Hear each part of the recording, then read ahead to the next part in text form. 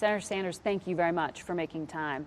My pleasure. You've been called an existential threat to the Democratic Party. How much resistance within the party do you face?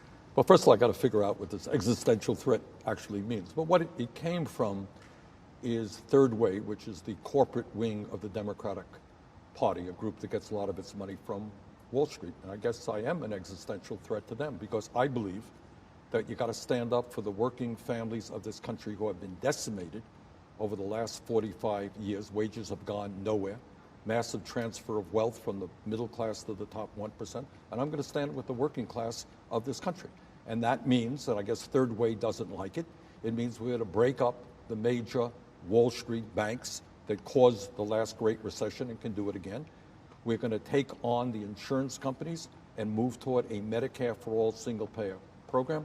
We're going to take on the insurance, we're going to take on the drug companies and lower drug costs by about 50% in this country, which is what the rest of the world is paying. And we're going to take on the fossil fuel industry and transform our energy system so that we can effectively combat climate change. Now, I guess all of that is a threat to the big money interest in this country, and that's who Third Way represents. But you're not a Democrat. You're an independent. I am in the Democratic primary, and in Vermont I run as an independent. But for all intent and purposes, I am part of the Democratic leadership in the United States Senate, and I'm a Democratic candidate for President of the United States. You had some frustration, and certainly some of your followers did in 2016, with how the party and sort of party elders handled you. Do you think you're being treated fairly this time around? Well, I think there have been some real changes. What I was upset about, and I think most Americans were upset about, was the unfairness of a primary process last time, where Secretary Clinton had 500 superdelegates lined up behind her before the first vote was cast in Iowa. Is it more fair this time? Yes, You've got 24 absolutely candidates. Well, 24 candidates makes it a different, not less fair, less unfair. It's a different process than running against one person. But in terms of the Democratic leadership, when you had 500 superdelegates voting against you before the first popular vote was cast, that was an unfair system. We have changed that. In some of the states, I think that rules have been improved to make it more democratic. So you believe the Democratic Party will give you a fair shot this time? I certainly hope so. You hope. You're not convinced? Well, we'll see. I'm not saying otherwise. As of now, I think we are being treated fairly. So you have, according to the CBS News polling we've done, the CBS Battleground Tracker indicates your supporters are backing you without considering other candidates. They're convinced. They are your base. How do you expand beyond that? I'll tell you how. I got to tell you honestly, I'm feeling very good about this campaign. And again, it's different. Last time around, you had to win 51% of the vote. This time, I don't believe anyone's going to come close to 50%. So it's a very different race with 24 candidates. I think we have a strong core of support out there, often young people, working class people who understand that to bring about real change in this country, ultimately, you're going to have to take on the powers that be. You're going to have to take on the 1%. Do you know, in the last 30 years, the top 1% has seen a $21 trillion increase in their wealth. Bottom 50% have seen a $900 billion decline in their wealth. There has been a war against working families. I intend to stand with working families and take on the powers that be who are protecting the status quo. But to move beyond those young voters, the working class, don't you still need to expand and win over those blue dog Democrats and moderates? And I think we have, this is what I think. I think that our message of guaranteeing health care to all people resonates with a significant majority of people who are going to vote Democratic. I think making public colleges and universities tuition free and very substantially lowering student debt, which is an incredible burden on an entire generation of people, is going to win us a lot of support. I think my strong stance that a woman, and not politicians, a woman has the right to control her own body, will resonate with many women. Our stance on immigration reform and criminal justice reform, I think those ideas are going to bring in new voters that will carry us to victory. So you don't see, for those who might feel uncomfortable with the term socialism, you don't think that's going to inhibit those voters? No, I think we have, those more moderates? I just gave a speech on that, and I have got to do more work in explaining what that means. And what that means to me is carrying on the legacy of Franklin Delano Roosevelt. In 1944, in a not much publicized speech, it was the end of World War II, what Roosevelt said is, he said, economic rights are human rights, and we have got to guarantee all Americans fundamental economic rights: the right to a job that pays you a living wage, the right to health care, the right to education. And we have expanded that to say that economic rights are human rights. That means a clean environment. When you turn on the faucet, the water that comes out is not toxic. So what democratic socialism in that sense means to me is guaranteeing all of our people in the wealthiest country in the history of the world a decent retirement, a decent standard of living. Most Democratic voters, according to our polling, say that Joe Biden is the candidate who is best positioned to beat Donald Trump. Do you think the party may be repeating some of the dynamics of what played out in 2016? Well, again, let's take all polling with a grain of salt. This is 8 months before the primary and a long, long time before the general election. I think what a lot of the polling out there, to the degree that we give credibility to it, has me doing actually quite well. There's never been, I don't believe, a national poll that doesn't have me defeating Trump. And some of the more recent ones have me beating him by pretty large numbers. And Joe Biden also does very well in these polls. But I think we have a long time to go. And I think that people do want a candidate who will beat Trump. I think if you look at Pennsylvania, you look at Michigan, you look at Wisconsin, states that a Democratic candidate has got to win. I think we are doing very well in those states, and I think our message will resonate very effectively. Even in Florida, a poll that just came out last week has me beating Trump. Well, when you said you have some work to do on that, well, we all have work to do. Explaining socialism, well, aren't you concerned that someone more familiar like Joe Biden will be more acceptable to those moderates, to the middle of the country? You got 24 candidates. I think every single one of them will tell you they have work to do, including Joe Biden. I mean, Joe has to defend his record.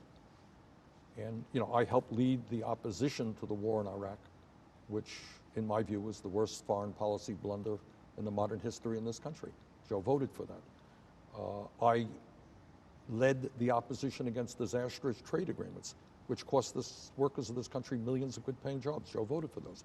I voted against the deregulation of Wall Street, which, in my view, led to the great economic recession of 2008. Joe voted for that. So, I mean, we all have more work to be done, but I think that our message and my record of standing up for working families throughout my entire political life is one that will, in fact, resonate and carry me to victory. But by the same token, when it comes to that record, President Trump could look at that and say, Bernie Sanders has been in Washington since 1991. If he was going to change, if he had the ability to make the changes he's promising, he would have done something by now. How do you respond to that? Well, I responded in two ways. I mean, we have a pretty good record of accomplishment. And second of all, I am 1 out of 100 members of the United States Senate, and Trump is the president. For example, I led the effort to get the United States out of the Saudi-led intervention in Yemen, which is the worst humanitarian disaster on the face of the earth. It is horrific. Hundreds of thousands of people will die this year if we don't stop that war. I led the effort in the Senate. It passed. Colleagues led it in the House. It passed. Trump vetoed that legislation. I led the effort to stop Trump from throwing 32 million people off of the health care that they currently have by defending the ACA. And by one vote, we managed to stop Trump. So, Trump can say what he wants, but I think most people know, among other things, that Trump lies a whole lot of times. So you don't see that,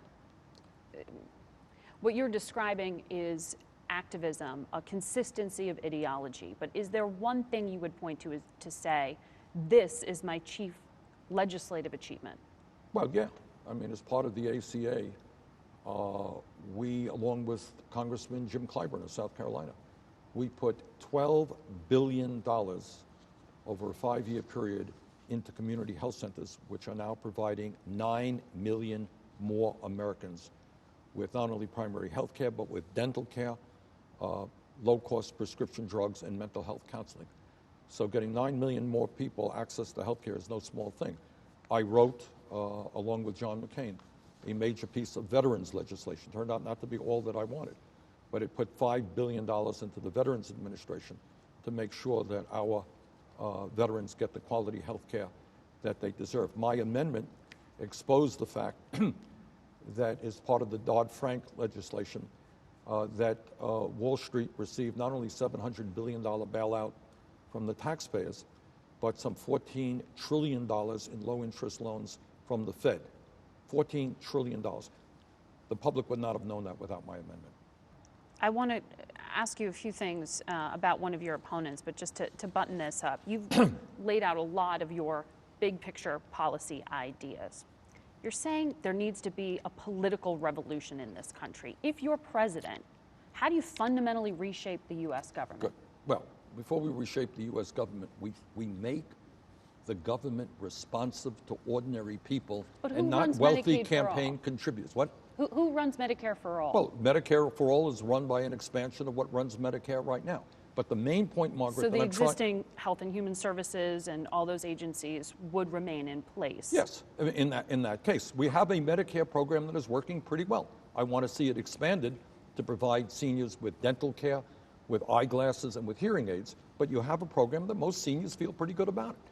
And I want to expand that program over a 4-year period to cover every man, woman, and child in this country and have the United States do what every other major country does, guarantee health care to all people as a right. But the main point that I want to make, and you're asking what is the difference of a Sanders administration, is right now it is no great secret that corporate America and the very wealthy in this country and big campaign contributors have enormous power over the economic life of this country and the political life of this country. That's a fact. May not talk about it too much in the media. That is the fact. And what I intend to do as President of the United States is everything I can to rally the American people to do what the American people want to do. They want to raise that minimum wage to a living wage. They want to combat climate change. They want to improve significantly our educational system. And they want the wealthiest people in this country, who in some cases today, large corporations, you got Amazon, $11 billion in profit, not paying a nickel in federal income taxes, dozens of corporations in that position. Nobody believes that makes sense except the big money interest in this country. And we're going to rally the American people to take them on. And you've got to do that if you want real change in this country. Congressman John Lewis, the civil rights icon, said this week that Joe Biden's comments about in the past having done some work alongside and with segregationists wasn't offensive. Why do you disagree? Well, look, Joe is a friend of mine, as John is a friend of mine. All that I said is that I think Joe owes the country an apology on that, and that it is one thing to work with people in the Senate, as you have to do, as every senator does, I do, with people who you have fundamental disagreements with. That's one thing. You do that. That's your job. But it's another thing to kind of extol those relationships and also to see civility, in a sense, as an end into itself. We all want civil discourse in this country, but that's not the end. You cannot be extolling people who really were part of a disgusting system that oppressed and terrorized millions of African Americans in this country. But don't you think he believes those things? Yeah, do I believe, if your question is, do I think Joe Biden is a racist? Absolutely not. No, I don't. Not for a second. Joe is a friend of mine. I like Joe. And I hope very much that this campaign will be about the real issues facing the American people and not, ugly, attacks. Do you think it's just politically minded, though, the level of fire he's taken on because of these remarks? Well, it's taken them on from the media. I can't comment on that. I think everybody up there has taken on their fire, including me. I want to ask you about Iran. Good. Was President Trump's decision this week to call off that strike the right one? See, it's like somebody setting a fire to a basket full of paper and then putting it out. He helped create the crisis, and then he stopped the attacks. The idea that we're looking at a president of the United States who, number one, thinks that a war with Iran is something that might be good for this country. He was just doing a limited strike. Oh, just a limited strike. Oh, well, I'm sorry. I just didn't know that it's okay to simply attack another country with bombs, just a limited strike. That's an act of warfare. So 2 points. That will set off a conflagration all over the Middle East. If you think the war, as I do, the war in Iraq, Margaret, was a disaster, I believe from the bottom of my heart that a war with Iran would be even worse, more loss of life, never-ending war in that region, massive instability. We're talking about, we have been in Afghanistan now for 18 years. This thing will never end. So I will do everything I can, number one, to stop a war with Iran. And number two, here's an important point. Let's remember what we learned in civics, when we were kids. It is the United States Congress, under our Constitution, that has war-making authority, not the President of the United States. If he attacks Iran, in my view, that would be unconstitutional. So if you are Commander-in-Chief, you will ask Congress for permission Yes. before you engage in any kind of military action? Look, there are some times of emergency situations. Okay, that I understand. Defensive actions? Yeah, if you're attacked immediately, you have to respond. Nobody believes that we are in that type of emergency situation with Iran right now. So I'm going to do everything we can to stop that war. And what the function of a president should be is to say to Saudi Arabia, which, by the way, is a horrific dictatorship, a brutal dictatorship that kills dissidents, that treats women as third-class citizens. Our job is to say to Saudi Arabia, we're not following your lead. You're going to have to sit down with Iran. We will play a role. Work it out. The United States does not want to continue to lose men and women and trillions of dollars in never-ending wars in the Middle East. Work it out. When you said it was President Trump's fault that this situation evolved, don't you hold Iran responsible? Yes, I do too. But what Trump has said, he said it during his campaign, Trump has been extraordinarily antagonistic with Iran. Whether or not he wants to bring down their government, I don't know. I think people like John Bolton may very well want to do that. Trump is the person, you remember, who withdrew from the Iran nuclear deal. So he has been, without any, I don't think anyone disagrees, extraordinarily provocative toward Iran and loving the dictatorship in Saudi Arabia. That's not the role that we should be playing. How would President Sanders resolve this? I'll tell you how we would. Look, this is a tough issue, and I'm not saying anyone can easily resolve, but this is what I would say. I would say to Iran, I would say to Saudi Arabia, I would say to Israel, I would say to the other countries in that region, you know what? You have been at war in one way or another for decade after decade after decade. And by the way, your wars have not only impacted your own people, they have impacted the United States to the tune of trillions of dollars and 5,000 lost lives. We will play a role in bringing you together. And if you need economic aid, we will provide the economic aid. We will provide the resources. But we're not simply going to give more and more weaponry to Saudi Arabia, to Israel. We're going to try to bring people together for what I admit, Margaret, I admit it, will not be easy. But that's what the role of, I think, the U.S. should be, not simply to be part of the Saudi war efforts in the region. You've been outspoken in your defense of Palestinian human rights. You've been critical of the Netanyahu government in Israel. Jared Kushner plans to unveil a $50 billion plan in investment in Palestinians. Yeah, but what do you think of this? Well, I think, you have to be, Jared Kushner can't sit up there and say, this is what I want to do. Who is he working with? Is he working with the Palestinian people? So I think what has to be done is, all I have been in terms of the Middle East is, I believe 100% in Israel's right to exist in peace and security. When I was a kid, I lived in Israel for a while. Okay, I got family in Israel. But I believe that the United States has got to play an even-handed role in the Middle East. Right now in Gaza, for example, it is a humanitarian disaster. You have unemployment rate of 60, 70, 80%. Kids have no life in front of them. And it is going to boil over. No question about it. You got to deal with that issue. Would you cut aid to Israel if I would sit down, they try to annex the West Bank, as Netanyahu I would said? sit down with Israel and say, look, you get, I don't know what it's, maybe $3 billion a year or something. I don't know what the exact number is. Something like $3 billion a year, and say, look, if you want military aid from the United States, you're going to have to treat the Palestinian people and that region with respect. We intend to work with you to do that. Tons more on that, but I want to make sure we get to immigration. There are ICE raids set to start Sunday morning, estimates of some 2,000 people or so who will be targeted. Is this appropriate? No, it's not. It is absolutely not appropriate. Well, the president says these individuals have broken the law I know. and haven't shown up for court dates. Yeah. But this is a president who also tweeted out last week that he is prepared, I think, to round up millions, was that the word? Millions of undocumented people. And that is so horrific and so un-American that it is unacceptable, and I will do everything I can to stop that. Look, you got some 11 million undocumented people in this country. Our job is to pass comprehensive immigration reform and a path towards citizenship.